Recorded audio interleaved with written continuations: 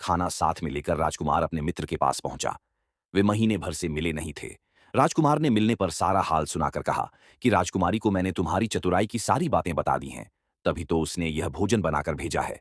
दीवान का लड़का सोच में पड़ गया। उसने कहा, यह तुमने अच्छा नहीं किया। राजकुमारी समझ गई कि जब तक मैं हूं वह तुम्हें अपने बस में नहीं रख सकती, इसलिए उसने इस खाने में जहर मिलाकर भेजा है। यह कहकर दीवान के लड़के ने थाली में से एक लड्डू उठाकर कुत्ते के आगे डाल दिया। खाते ही कुत्ता मर गया। राजकुमार को बड़ा बुरा लगा। उसने कहा, ऐसी स्त्री से भगवान बचाए, मैं अब उसके पास नहीं जाऊंगा।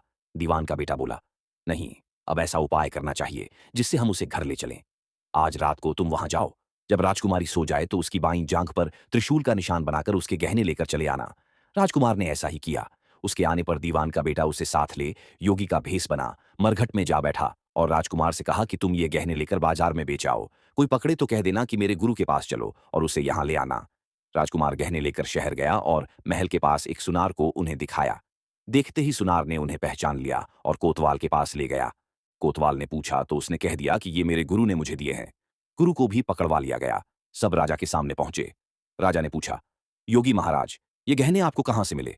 योगी बने दीवान के बेटे ने कहा, महाराज, मैं मसान में काली चौदस को डाकिनी मंत्र सिद्ध कर रहा था कि डाकिनी आई। मैंने उसके गहने उतार लिए और उसकी बाईं जांघ में त्रिशूल का निशान बना दिया।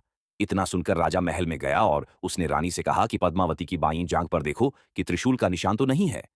रानी ने देखा तो सही में निशान था। राजा को बड़ा दुख हुआ। बाहर आकर वह योगी को एक ओर ले जाकर बोला, महाराज, धर्मशास्त्र में खोटी स्त्रियों के लिए क्या दंड है? योगी ने जवाब दिया, राजन, ब्राह्मण, गऊ, स्त्री, लड़का और अपने आश्रय में रहने वाले से कोई खोटा काम हो जाए तो उसे देश निकाला दे देना चाहिए। यह सुनकर राजा ने पद्मावती को डोली में बिठाकर जंगल में छुड़वा दिया। राजकुमार और दीवान का बेटा तो ताक में बैठे ही थे। राजकुमारी को अकेली पाकर साथ ले अपने नगर में लौट आए और आनंद से रहने लगे।